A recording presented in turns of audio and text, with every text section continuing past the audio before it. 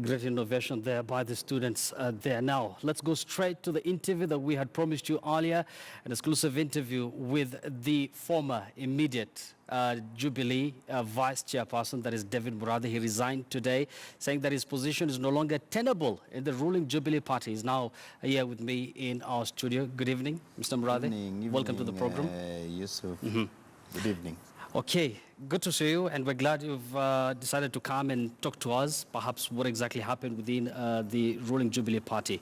Yes. There are political observers out there. Of course, you've released a statement saying that your position is no longer tenable. You've gave out your reasons. But there are those who say that you did not resign, but you were forced out of the party. What do you say? Nothing could be further from the truth. I am interim vice chair. Just like any other party official right now is in an interim capacity. There's a transition clause in our party that says interim officials, mainly those who are from the Jubilee Alliance Party, which is the one that collapsed in the Jubilee Party to allow the 13 other constituent parties now to join the Jubilee Party. So it was agreed in the transitional clauses that those same officials should have to be in office for a term not exceeding 3 years. You cannot go beyond 3 years, but you can go before. Before that's what you've decided to do.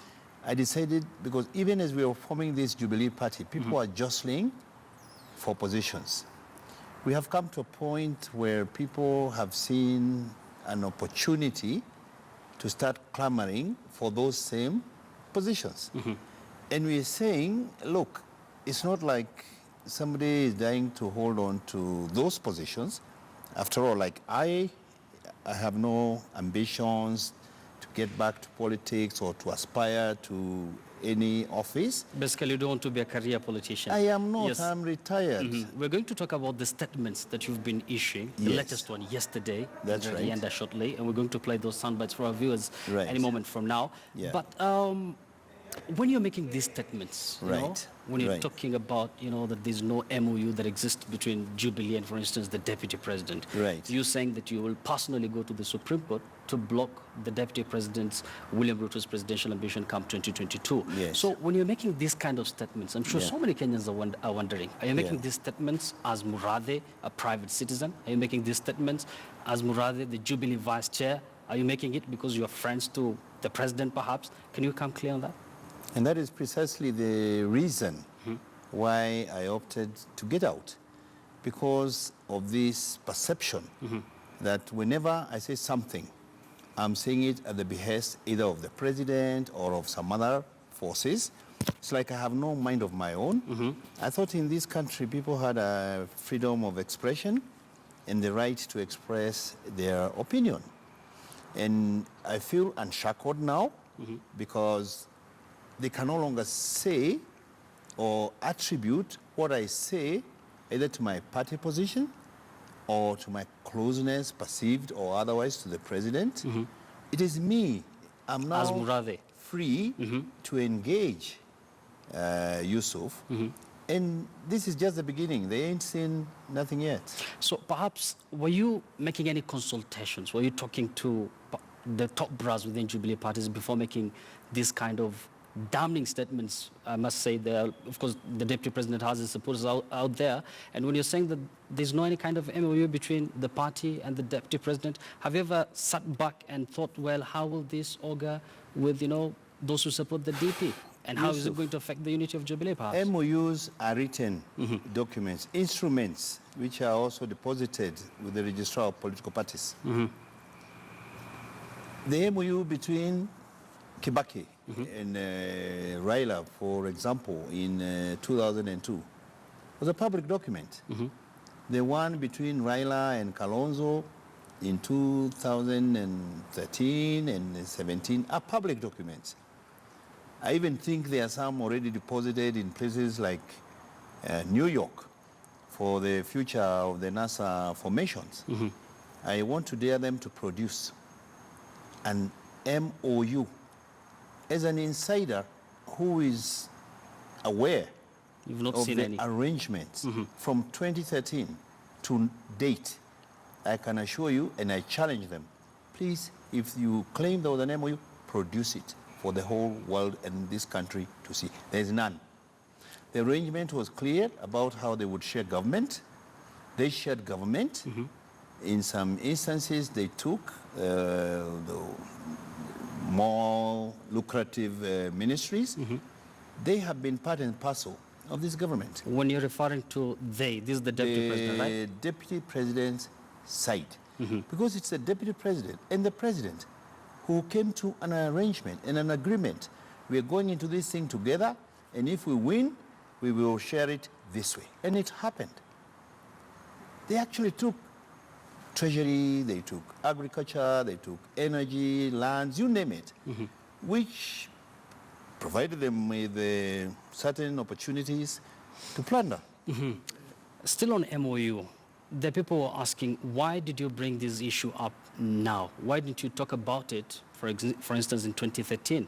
Why didn't you talk about it to the run-up, to the 2017 general election? Why are you talking about it now? Does it have to do with the 2022 succession politics? No, we have made it. There was an arrangement in 2013 about how if we win government will be shared in the following manner.